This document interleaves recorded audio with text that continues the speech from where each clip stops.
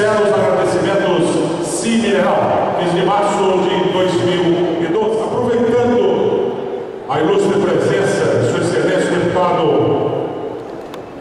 Manuel Pioneiro, e do autor dos projetos, o deputado estadual Raimundo Santos, nós convidamos o deputado Raimundo Santos para receber esta significativa homenagem que lhe será entregue pelo presidente José Fernando Gomes Júnior.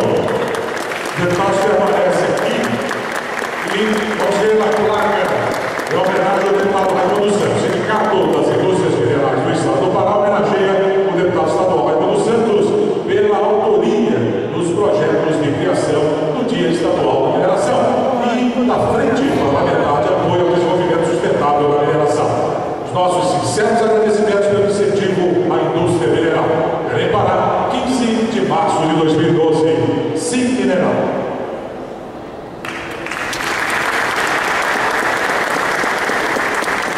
Agradecemos as ilustres presenças dos deputados Aldir Ganser, Gabriel Guerreiro e Raimundo Santos, além do presidente Manuel Pioneiro. Obrigado, presidente